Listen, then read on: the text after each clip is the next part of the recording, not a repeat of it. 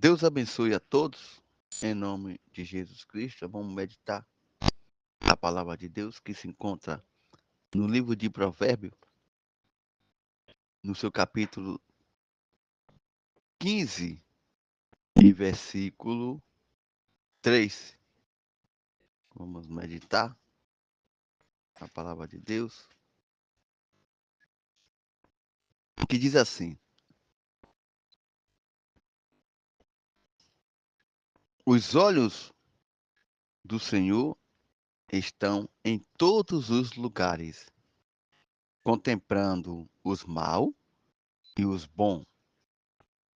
A língua benigna é a árvore de vida, mas a perversidade nela deprime o espírito. O tolo despreza as instruções de seu pai, mas o que observa a repreensão se haverão prudentemente. Aqui nessa mensagem, nesse versículo 3, nós terminamos de ler, explica que os olhos do Senhor passam por todos os lugares e observa todas as pessoas. Ele esquadrilha cada ser humano e conhece as suas extensões, os seus desejos, as suas vontades e os seus pensamentos. Portanto, o sentimento e o pecado oculto aos homens estão totalmente descobertos aos olhos de Deus. Porque aquele que, mesmo diante dessa verdade, permanece em seus erros, terão que enfrentar o julgamento no dia do juízo. Não adianta você estar aqui errando e achando que não vai ser descoberto, praticando coisas que não convém os olhos de Deus e achando que Deus não está vendo. Deus contempla, irmão, o coração do homem. Ele conhece o pensamento do homem. Antes de você falar, Deus já sabe o que você vai pedir, o que você vai falar com ele. Porque se você abrir agora a Bíblia em Apocalipse, primeiro e versículo 8, ele diz: eu sou o Alfa, o Ômega, e o princípio e o fim. Diz o Senhor que é e que era e que há de vir, o Todo-Poderoso. E se você ler Apocalipse primeiro, ele diz que ele criou os céus, né? O Apocalipse diz revelação de Jesus Cristo, o qual Deus lhe deu. Então, se ele mostrou ali, né, no livro de Apocalipse, as coisas que brevemente vai acontecer, porque ele já sabia. Então, ele conhece o nosso coração. Se você abrir também a sua Bíblia aí, no livro de Gênesis, no seu capítulo 1, Gênesis fica no primeiro livro da Bíblia, né? Você abre aí, ele diz: no princípio criou Deus os céus e a terra. Então, se ele criou os céus e a terra, ele também criou você. E se ele criou você, ele também conhece o seu pensamento, o seu andar, o seu levantar, o seu deitar, o seu agir. Então, Não pense em você que você está fazendo as coisas escondidas aos olhos de Deus. Possa ser que você esteja escondendo nos olhos dos homens, mas de Deus não. Ainda que você venha pedir perdão, né, algo que você cometeu, o pecado ele tem que ser esquecido.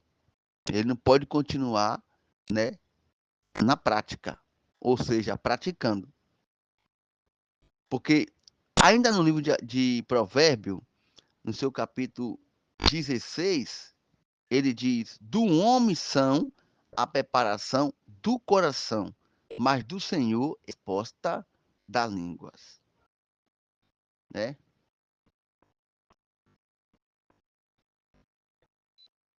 Porque para ser bem-sucedido, o segredo do sucesso é a prática. E a própria Escritura Sagrada confirma que a vontade de Deus é perfeita, né? Para os seres humanos. Por isso, se a nossa, ou a nossa opinião for submetida à direção do Altíssimo, ele faz como que ela seja estabelecida e assim temos êxito. Isso mostra que o Senhor Jesus é o amor, né? É necessário que você faça o bem, né? Sempre. Não é fazer o bem agora e mais tarde fazer o mal, porque isso há de ser prestado ali no dia do juízo final. Do homem são a preparação do coração, mas do Senhor é a resposta. Talvez você esteja fazendo bem agora, mas mais tarde você faz o mal. Então não adianta. Por que eu digo isso? Às vezes as pessoas abrem a mão para ajudar alguém e depois ele critica do que ele fez. Ah, eu fiz aquilo ali para aquela pessoa, mas nem vale a pena e começa a criticar. Então o que você fez já foi pago. Se você abrir a mão para ajudar alguém e falar daquilo que você fez, praticamente já foi pago. Não adiantou você fazer, né? Então por isso que aqui no livro de Provérbio 15 e versículo 3 diz: os olhos do Senhor estão em todos os lugares. Não é só dentro das igrejas, não é só dentro de sua casa, mas também no seu trabalho, o que você pratica, o que você faz lá, né? A sua convivência. O Senhor Jesus está ali contemplando, né? Para não ficar só em minhas palavras, vamos falar com Deus, vamos agradecer a Ele por mais um dia, por mais uma noite na presença dele, né? Coloque aí seu copo com água para apresentar a Deus, coloque também os pedidos, né? Aí nas suas mãos, coloque o pão para a gente consagrar. Eu já vou preparar aqui também meu copo com água e vou consagrar, né? Preparar aqui o copo com água. Vamos agradecer a Deus, né? Por essa rica oportunidade que Ele nos deu para estarmos aqui agradecendo, né? Pelo alimento que Ele preparou para nós. Feche teus olhos, vamos falar com Deus.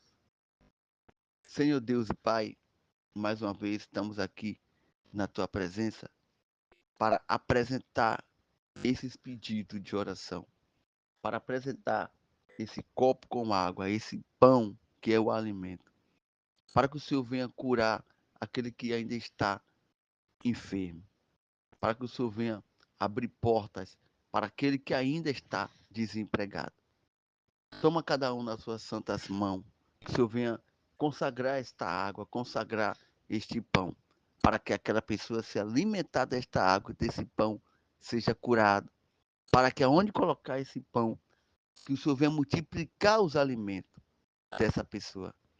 Guarda cada um nas tuas santas mãos, livrando do mal, livrando da enfermidade, do acidente, da bala perdida e do assalto. Guarda cada um na sua proteção. É o que nós pedimos e já te agradecendo, em nome do Pai, do Filho e do Espírito Santo de Deus. E aquele que crê, diga amém e graças a Deus.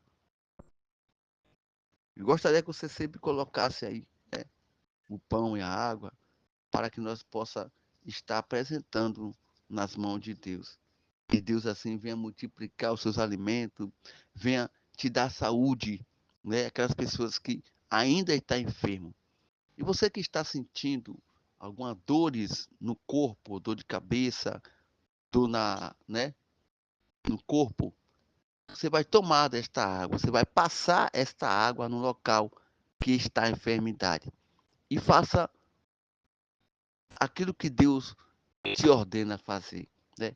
Essa água que nós apresenta a Deus é um símbolo de fé. Se você tiver fé, algo acontecerá na sua vida. Mas se você não tiver fé, você pode fazer o que for, mas nada dará certo. Porque a Bíblia diz que sem fé é impossível agradar a Deus. Se você abrir a sua Bíblia aqui no livro de Marcos, vamos abrir aqui Marcos, no seu capítulo 16, né?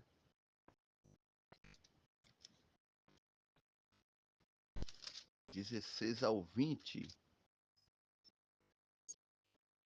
Vamos abrir aqui. Vamos, se você tiver aí com sua Bíblia aí, vamos ler junto, né? Para que Deus possa falar conosco nesta noite. Abre a tua Bíblia aí, no livro de Marcos, no seu capítulo 16 ao 20. Ele diz assim, que é um versículo conhecido, mas para você entender o propósito de Deus na tua vida. Diz assim, Marcos 16, o versículo 17 ao 20, mas não vamos ler todo, vamos ler o 16, o 17 e o 18. 16 e 18, para nós entender um pouco da palavra de Deus e já encerrar, né? As horas não esperam não, irmão. Vamos, diz assim, esses sinais seguirão os que crêem. Em meu nome expulsarão demônio, falar em novas línguas, pegar na serpente, e se beber alguma coisa mortífera, por engano, né? Você venha se alimentar de alguma comida oferecida, né? Ao mal, você venha beber alguma coisa ali, né? Oferecido, né? Aqui diz, e se beber alguma coisa mortífera, não lhe fará danos algum. E se pôr a mão sobre o enfermo, você crê, aquele enfermo, você põe a mão ali, ele será curado. Mas se você observar aqui, esses sinais citados pelo Senhor Jesus foram praticados pelos discípulos. Então, o que eu aprendo com isso é que se você crer, se você acreditar e você falar com Deus, Deus te responde. Não precisa você correr atrás de pastor, de dirigente, de pessoas, autoridade, como diz. Não. Os sinais diz aqui, se você crê. Esses sinais seguirão, ele segue aos que crê. Segue aos que crê. Em meu nome. Que nome é esse? O nome de Todo-Poderoso. Mas como é que eu posso falar com Deus se eu estou em pecado? O que é que você vai fazer? Você vai pedir perdão dos seus pecados. Ah, mas como é que eu posso falar com Deus se eu pratiquei o mal? Você vai pedir perdão a Deus do mal que você praticou. Ah, mas eu falei de fulano, de cicrano. Você vai pedir perdão a Deus. E não vai cometer mais os erros que você cometeu. Porque a Bíblia também diz, se disser que nem não temos pecado, nós somos mentirosos. É mentiroso. Então, todos pecamos, mas não pode continuar no erro, no mesmo pecado, né? Então, quando você falar com Deus, pedir algo a Deus, não faça uma coisa assim simples. Ah, ore por mim, eu quero ser curado. Não. Dobre teus joelhos. Primeiro, peça perdão a Deus. Porque as pessoas acham que os humilhados será exaltado. Não. Negativo. Aquele que se humilha, se você se humilhar perante a Deus, você vai ser exaltado. Não é porque alguém te humilhou que você vai ser exaltado, não. É aquele que se humilha nos pés de Deus. Ou seja, dobra o joelho, fala com Deus e conta para ele o que está acontecendo e pede perdão dos seus erros, né? Dos seus maus comportamentos. Isso aí faz com que você seja dependente de Deus. Então, ele responderá sim a tua oração, o teu clamor. Isso sim é sendo dependente de Deus, seguidores de Jesus, né? Você sabe que quando nós nascemos, nós viramos seguidores do nosso próprio pai, né? Nós somos filhos e nós temos ali um pai que nós dependemos dele para tudo. Somos dependentes dele para tudo. Enquanto criança, depois que crescemos e alcançamos uma idade já adulta, paramos de depender dele. Por quê? Porque ali nós vamos trabalhar, nós vamos depender de nós. Então, nós somos dependentes de Jesus, né? Porque só ele pode abrir porta de emprego, só ele pode curar a enfermidade, só ele pode dar aquilo que ninguém vai dar. Você pode bater em várias as portas, mas se as portas nenhuma vai abrir para você. Mas quando você coloca o próprio Deus na frente, aonde você tocar suas mãos, será abençoado. Então portas vão abrir para você. Aquilo que você achava que não ia conseguir, você consegue, porque você colocou Deus acima de tudo. Porque a Bíblia diz: buscar primeiro o reino de Deus. A Bíblia fala que devemos buscar primeiro o reino de Deus. E a sua justiça e a demais coisas acrescenta. Então, se você deixar de buscar o reino de Deus para buscar outras coisas, quando você for buscar o reino de Deus, você, infelizmente, não alcançará nada. Porque, em primeiro lugar, devemos buscar o reino de Deus. Né? Qual o primeiro mandamento? Amar quem? Ao próprio Deus, acima de todas as coisas. Então, Deus, irmão, está acima de tudo. Deus está acima de tudo em nossas vidas. Porque, em primeiro lugar, a Bíblia diz que Deus criou o céu. E depois do céu, ele criou a terra. E ele criou o homem e criou a mulher. O homem, ele criou como sua imagem. Então, se você é a imagem de Deus, você tem que fazer o que Deus quer que você faça. O que Deus faz. E o que Deus faz? Deus faz o quê? Coisas boas, né? Ajuda, cura, transforma, alimenta, cuida. Então devemos fazer o que ele quer que nós faça.